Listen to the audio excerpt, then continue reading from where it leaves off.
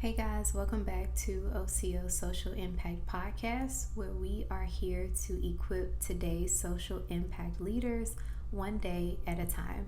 In today's episode, we're going to be talking about how to navigate cultural changes during times of scaling or periods of growth. And in this video, I'm going to give a few strategies and some things to consider if you are an organization that is going through a season of change, or there is areas of scale that are going on within your organization and you are trying to figure out the best way to activate and rally the different stakeholders that you're engaging in as you are growing from one stage to the next. So let's get started. Scaling an organization can be exciting, but it can also be scary depending on your perspective of the entire matter. When it comes to scaling, whether it is a nonprofit, an NGO, or even a private sector company, there are so many ways that you can scale, but there's also a lot of different things that goes into scaling itself. And so when it comes to scaling specifically for social impact organizations, I think the work is not necessarily in scaling itself or, determining areas where we want to grow and expand our reach with the services and the programs and the things that you guys may offer. I think the difficult part sometimes is working with the people. We are people that may be creatures of habit. You may work with people that may be creatures of habit, that are maybe resistant to change, that may be resistant to changing the status quo, so to speak. And so as leaders, it's important to figure out how to systemically bring on board your staff, your volunteers, your board of directors, and the different agencies and groups that you may be working with as you are trying to expand your reach to a different target audience or, a different group of individuals that you have never really worked with before. And so the first point that I want to talk to you guys about is assessing the current state of your organization. And this applies whether you have an organization or you're looking to build, because the resources and the things that I'm going to talk about here is going to help you as you are on your journey for scaling. You cannot fully scale effectively in the way that you would like to if you don't know the current status of your organizational health. And a lot of my video podcasts, I talk a lot about leaders making sure that they are frequently assessing their organization's health so that they know where they are, what they need, and where they're going. And when it comes to assessing the current state of your organization's health, you want to look at its health in its totality. Think about the programs of scope and the different services that your organization is offering or is seeking to offer. Think about the financial health of your organization. How much money do you currently have? How much expenditures do you have? How much money is being allocated to one area or another? How many staff members do you have that are salaried, and all the different things that go into budgeting. Think about your organization's operations. Are there areas where you guys can improve in making sure that your organization is operating more effectively? Or do you run a tight ship where everything is run smoothly, and that's an area that you don't necessarily have to focus on? And not only do you want to think internally about the state of your organization's health, also think about externally where your organization is positioned within the geographical area that you may be. What are other organizations that are doing similar work to what your organization is doing? Are there any key players that you need to be aware of that you can partner with for future programs or services or forms of outreach? So you also want to think about the internal health of the organization when it comes to operations and budgeting and programming and, scope of services, but you also want to focus on the position of your organization externally. In the business world, a lot of people do a SWOT analysis, and so they think about the different key players that may be threats, that may be people that they can potentially partner with, that may be areas where they are secure and saved and so forth. And so you can think about developing a SWOT analysis, if you will, when it comes to how you're engaging with different key players or competitors within your reach as far as the programs and the services that your organization offers. If you don't take the time, though, to fully understand the scope of your organization's health, you can really hinder where your organization can go. There are a lot of companies, especially nowadays, with everybody wanting to be an entrepreneur, a go-getter, which I'm not necessarily against that. But a lot of times I don't think we fully understand that it takes time, if you want to really optimize where you are and where you're going, to make sure that you're scaling effectively. And scaling also requires funding. And so as you are figuring out the areas where you would like to improve upon as your organization is scaling, you want to continually make sure that your organization can actually handle the capacity to scale. The second point that we're going to talk about today is strategize, innovate, and create. So now that you have an understanding of your organization's health, internally and externally, we talked about the SWOT analyses principle that you could probably use for your organization as well to determine where it's positioned within its field.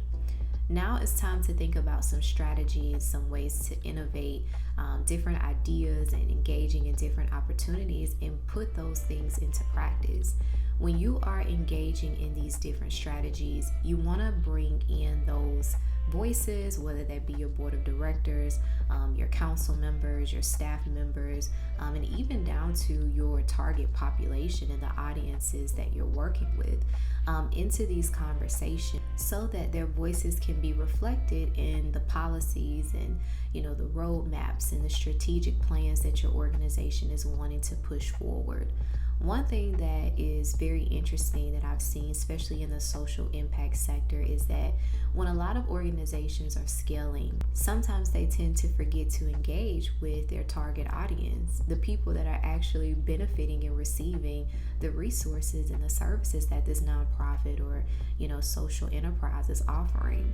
And when you are thinking about how to effectively scale your programs, you want to include their voices so that they can let you know what works, what doesn't work, and things that maybe they would like to foresee. So again, you want to make sure that you are strategizing effectively in a collaborative way, allowing for innovative thought and ideas to come in from different stakeholders that you're engaging in. And then once you have an actual strategic plan, a roadmap, and a way that you want to effectively scale whatever it is that you're looking to scale, now it's time to put these practices into action. And I've already hit it at this a little bit, but the third point is don't lead alone. As nonprofit leaders or social entrepreneurs, it's a lot trying to figure out how to effectively lead an organization. And unfortunately, the role isn't as glamorous sometimes, I think, as people try to make it seem. You have a lot of people that you are professionally accountable for, and people that are constantly looking at you to figure out some of the most tough challenges within your organization. So don't lead alone. You should have a council, if you will, or a group of individuals that you trust, a group of advisors that can help you in the different areas of scale that you're looking for. If that's financially, you should have a group or an individual that is good in this area of finances and accounting and understands business development and how to effectively engage in bringing in more funding. If that's operations and chain management and analysis, you want to bring in someone that is an expert in that area as well. So don't feel like you have to carry this burden of figuring out how to scale your organization effectively. And if you are a small nonprofit and you have limited resources and a small staff, then use what you have. If you have to outsource some of those services, if you need to bring in a consultant or someone that can help your organization in different gap areas that you have, you may have to break down and pay that money to bring in that expertise, because in the long run, it'll be worth it. So the third point is do not lead alone. Do not carry this burden alone, and make sure that you are considering the different voices of expertise within your organization and external to your organization, but relevant to your industry. And the final point that we're going to talk about today is communicate the changes and train on the changes. Some of the most frustrating points that I have personally experienced, as well as heard other colleagues and individuals that I work with talk about, is a lot of times the leaders or the council or the administrators made a lot of changes or policy changes that they were completely unaware of. And this has actually happened to me personally within the current position that I've been in, where a lot of changes have been made by supervisors and people that I report to, and I had no idea until a student or someone came and asked me a question and I was unaware of this change.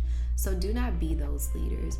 Make sure that you are effectively communicating with your staff members, with your management teams, whatever structure of reporting lines that you have in place, and let them know what you guys are working on, what we're headed towards as an organization, and what areas of impact these changes will have on their job descriptions. And I also say, I would highly recommend that they're included at the beginning of this process as much as possible. I understand that as leaders and executives, you are thinking, forwardly about, the health of the organization, the vision of the organization, but please do not neglect the voices of those that do the work, that may have, good expertise or thoughts that maybe you guys may have not thought about, just because of, maybe you're not as close to the work as you used to be when you first started. When you are scaling specifically a program or, an area of scope when it comes to your services and different things like that, ensuring that those that are actually running these programs and operating the services, their voices are included in this process is going to be very key and critical. When you're thinking about where you are wanting to go, whether that's through a 3-year plan, a 5-year plan, or even a 10-year plan, make sure that you are looking at the current health of your organization and the areas of gap that you may need more support in. Consider thinking about getting expertise from different advisors in your professional network, or engaging in hiring a third party, such as a consultant that can help you out in different areas that you are needing as you are trying to scale your organization. So I hope and pray that this video was helpful for you guys. I know that I talked broadly about several different points throughout this video. If there are any other areas where you guys would like for me to talk about, I am more than happy to delve into more detail related to any specific areas that your organization is looking to scale in. Please like, please share, please subscribe. I'm very happy to know that on YouTube I got over 500 views, so this is very exciting, and I'm very grateful to see that you guys are engaging with the content. The TikToks that I upload are doing very well. I'm getting a couple hundred views and even a few comments and questions, so I am very excited to continue to grow with you guys through this journey. But please like, please share, please subscribe. Please check out my TikToks if you're not on there, YouTube if you're not on there. I also have the episodes on Spotify as well as Apple Podcasts, so I'll be sure to link those in the videos. And please share with any other nonprofit or social entrepreneurs that would really benefit from this content as they are starting out, or they may be operating at a small scale for their organization. So until next time, try to make the world a better place today. Bye everybody.